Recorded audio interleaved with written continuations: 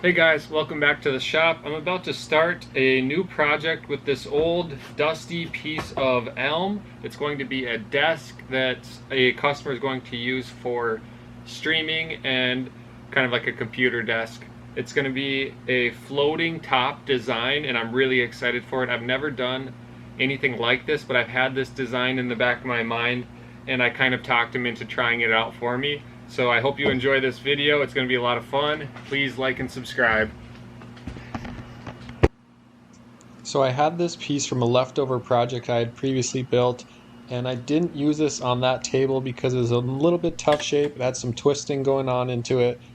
So I kind of just set it aside and it sat in my shop for well over a year. But don't let this shot fool you. Underneath all that dust and grime is a really beautiful piece of elm, and I can't wait to get it cleaned up.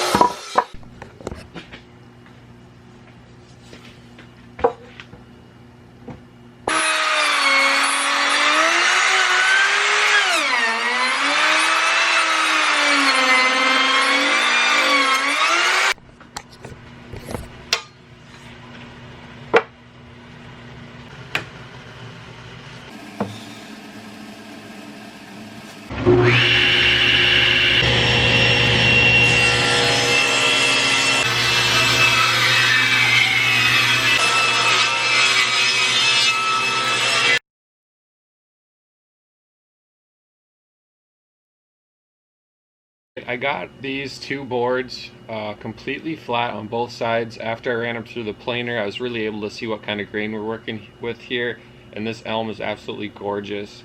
My next step is going to be to joint these two edges here so that we have a nice tight seam here for a glue up, and then I'll start punching the dominoes in and get this in the clamps. While it's in the clamps, I'll probably start mixing up some epoxy to fill some of these voids. And there's also a couple checks down here that I'm going to do some bow ties with. I think I'm going to do some black walnut bow ties as kind of an accent color to this lighter elm. But it's come along nicely and it's starting to look great already.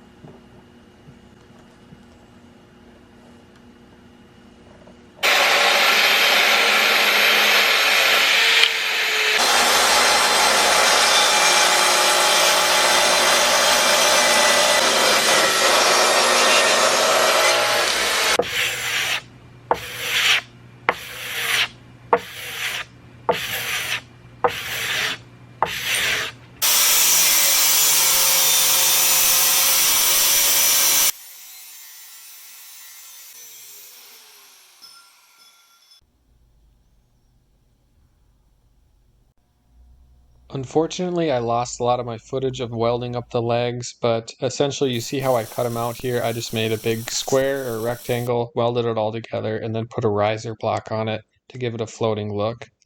Next, I'm going to start to cut out the bow tie. Like I mentioned earlier, I'm going to use a piece of black walnut for this project. So once you get your bow tie all cut out and then your angles all beveled on it, you can place it where you want it, and you typically want to line up the crack that you're trying to fill with the exact center of your bow tie. And then you can either use CA glue or double-sided tape to hold it down while you trace it.